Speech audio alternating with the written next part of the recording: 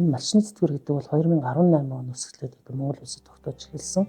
Өнөөдрийн байдлаар 30,052 тэтгэвэр авагч бол малчны нөхцлөөр тэтгэвэр тогтоолгод аваад явж байна. За гэхдээ малчтад ямар тэгэхээр ер нь бол Монгол улсын төрөөс малчтын нийгмийн хамгааллыг дэмжих, малчтыг ирээдүйд одоо баталгаатай орлоготой байлгах, ирээдүйн нийгмийн хамгааллыг нь одоо баталгаатай байлгах зорилгоор хэдэн төрлийн үйл ажиллагааг бол арга хэмжээг авч хэрэгжүүлдэг. За үүний нэг нь бол одоо нийгмийн даатгалын багц хуулинд бол одоо малчтын нийгмийн даатгалын хамралтыг сайжруулах чиглэлээр бас цоо шинээр одоо зохицуултыг оруулж өгсөн байгаа. Нийгмийн даатгалын ерөнхий хуульд одоо албан бус эдийн засагт ажиллаж байгаа малчтын нийгмийн даатгалын хамралтыг сайжруулах энэ үүднээс нийгмийн даатгалын байгууллагатай сайн дурын даатгалын гэрээ байгуулад шимтгэл төлж байгаа малчтын тэтгэврийн даатгалын санд төлөх шимтгэлийн 50% улсын төсвөөс төлөхөр ингэж тэр нь бол 5 хүртэлчлийн хугацаанд төлөхөөр хуульчилж өгсөн байна. Энэ 2024 онд хөдөлмөрийн үлсний доод хэмжээ хөдөлмөр нийгмийн түншлэлийн 3 талд үндэсний хорооноос батсан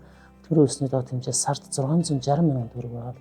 Тэгэхээр одоо малчтч бай, ер нь эрдийн сайн дурын даатгалагч нар ч 13.5%-аар одоо өөрийнхөө мэдүүлсэн цалин хөлснөөс шимтгэл сар болгон төлдөг юм хуультай байгаа. Тэгэхээр энэний бол 11.5% тэтгэврийн даатгал гэдэг. 1% нь тэтгэмжийн даатгал, 1% нь бол үйлдвэрлэлийн ослын даатгал байдаг байхгүй. Тэгэхээр энд бол тухайн малчтыг нийгмийн хамгааллын одоо хамгаалах зорилгоор ийм 3 төрлийн даатгал байдаг байх нь шүү дээ. Түүний тэтгэврийн даатгалын санд одоо 11.5%-аар төлдөг малчтын 50% нь шимтгэлийг нь улсын төсвөөс төлөх юм.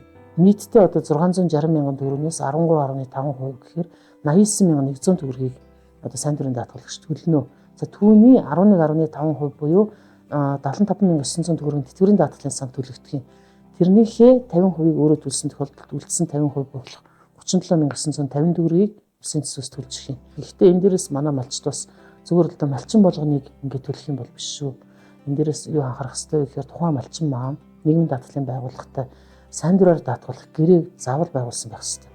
Юуг анхаарах шаардлагатай вэ гэхээр за малчт маань бас даатгалах хэлбэр нь 2 төрөл байж байгаа. Албан журмаар буюу одоо юу гэдгийг тухайн ямар нэгэн аж ахуйн нэгж байгууллагад малчин гэсэн орон тоон дээр ажиллаад тухайн одоо компани гэдэг юм уу аж ахуйн нэгж байгууллагын хөтөлмөрийн гэрээ байгуулад юм уу эсвэл иргэний хуулийн дагуу гүйцэтгэх хөлсөөр ажиллах гэрээ байгууллагатай малчнаар одоо малын малж өгөх ийм ажил хийгээд явах юм бол энэ хугацааг бид нар малчинаар ажилласан хугацаа гэж үзнэ. За үүний нөгөө талд нь одоо нийгмийн даатгалын дараагийн хэлбэр болох сайн дурын даатгалын хэлбэр гэж байдаг. Тэгэхээр сайн дурын даатгалын одоо гэрээ байгуулад шимтгэл төлж байгаа малчтын хувьд бол ингээд малын хаа данстай байхыг ингээд шаардлага тавигддаг байгаа. Тэр малын хаа дансанд нь үндэслээд тухайн малчныг малчнаар ажиллажээ гэж ингэж үздэг байгаа.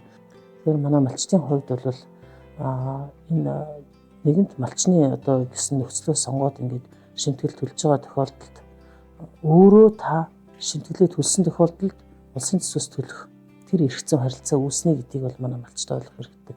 Түүнээс нэгэнт одоо гэрээ эрхийн харилцаа үүсгээгүй, гэрээгээ байгуулаагүй, мөнгө төлж эхлэегүй байгаа тохиолдолд бол одоо хичнээн хууль тогтоомжн дээр малчтын нийгмийн даатгалын тэтгэврийн даатгалын шимтгэлийн 50%-ийг улсын төсвөөс төлнө гэж байгаа боловч тухайн малч өөрөө ирж нийгмийн даатгалын байгууллагт гэрээ байгуулаагүй тохиолдолд бол энэ харилцаа нийгмийн даатгалын байгууллага болон малчтын хооронд үүсэхгүй байна.